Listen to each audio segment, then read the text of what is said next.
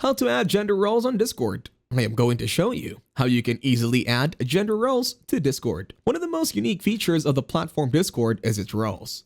Discord roles are assigned titles or ranks that you can give to members of your server. For example, you can assign the role admin to set apart certain members and administrators in your server.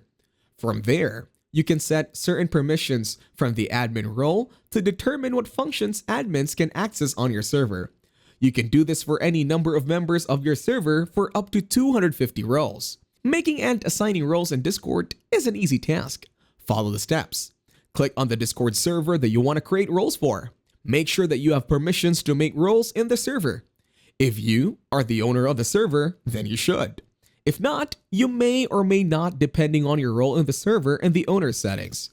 Click on the down arrow next to the server name and select Server Settings.